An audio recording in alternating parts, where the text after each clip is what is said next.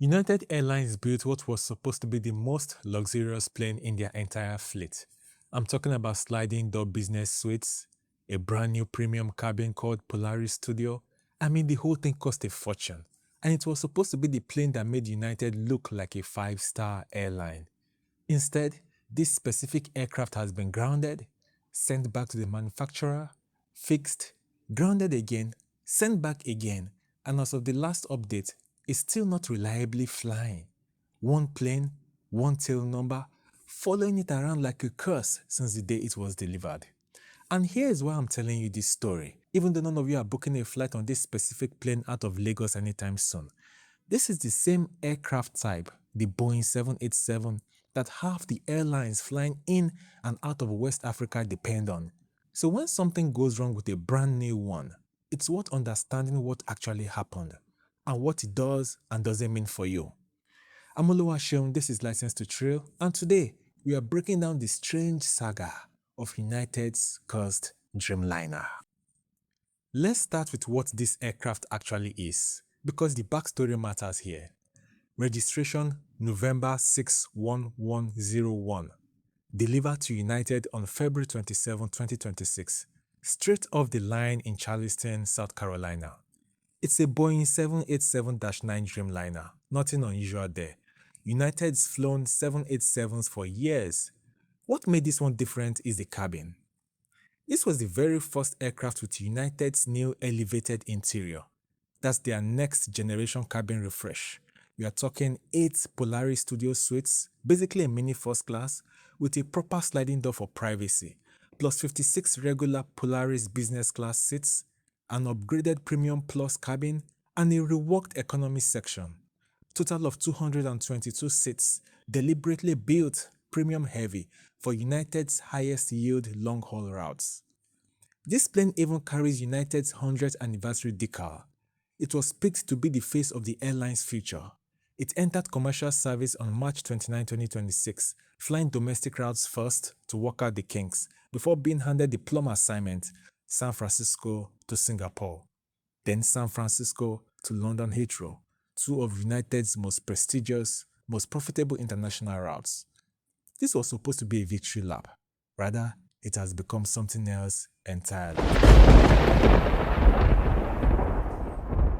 I want to walk you through this properly because this pattern is genuinely wild once you see it laid out. April 24, 2026.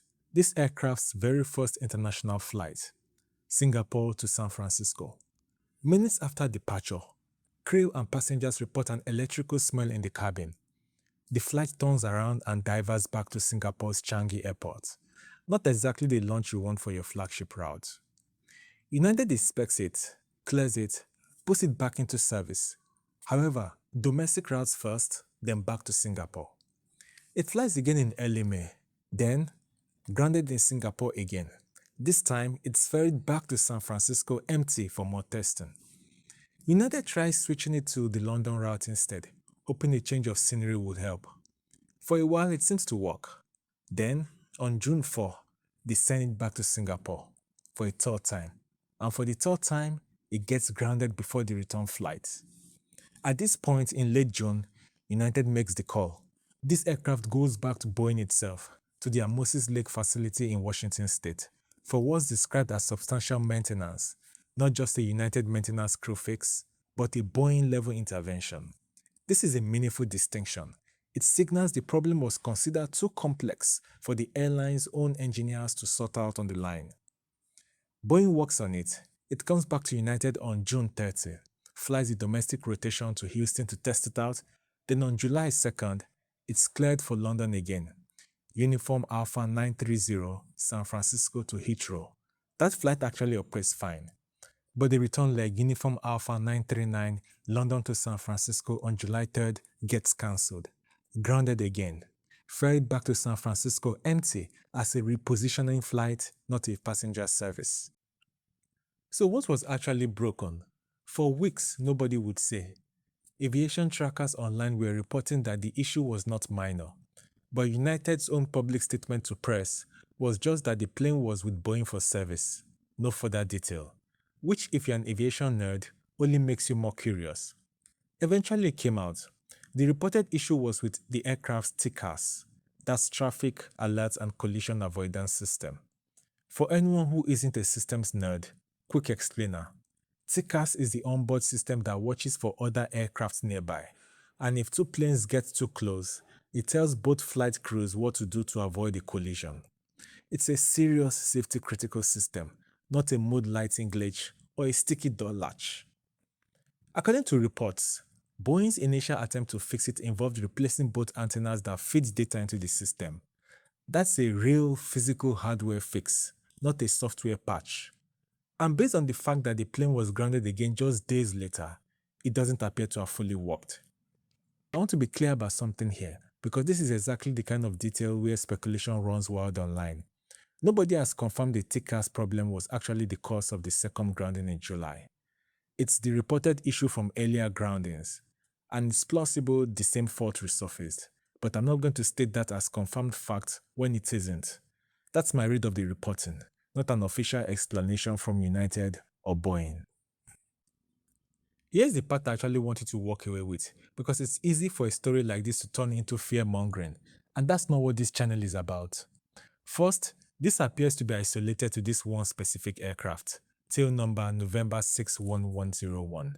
United has taken delivery of 7 of these new elevated 787-9s. One other jet, November 61104, reportedly had some early issues too, but those seem to have settled down. The rest of the fleet, including United's much larger existing 787 fleet, built before this new interior, isn't showing this pattern. This is not a "the 787 is unsafe" story. It's a "this specific brand new airframe has had a genuinely rough, unusually bad debut" story. Second, and this is the point I actually want to make for a license to thrill audience, stating issues on brand new aircraft types are normal. American Airlines had early hiccups when they introduced their own 787-9s. New cabin products, especially doors, seals, complex electronics, often need real-world flying hours to shake out. The difference here is degree. A sticky sweet door is normal teething.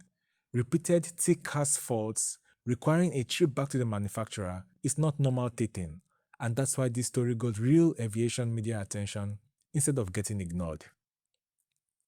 Third, and this is the actual relevance for those of us flying out of Lagos, the Boeing 787 is a workhorse aircraft across the airlines that serve West Africa.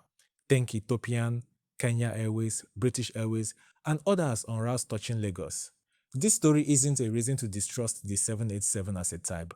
It's a reminder that even a brand new plane from a top-tier US carrier can have a genuinely bad run, and that when it happens, airlines and Boeing do pull the aircraft and fix it properly, rather than keep flying it with an unresolved safety system fault. That's the system working, even when the story looks embarrassing. So, that's the saga of United's cursed Dreamliner so far. As of the most recent reporting, the plane status is still being watched closely by aviation trackers, and I will update you if there's a real resolution. Here's my question for the comments. Have you ever had a flight cancelled or diverted for a technical issue? Drop your story below. I want to hear the wildest ones. And if you want more stories like this, ones that actually explain what's going on instead of just repeating a headline, subscribe, because that's what this channel is built on. I'm Oluwaseun, licensed to thrill. Cheers.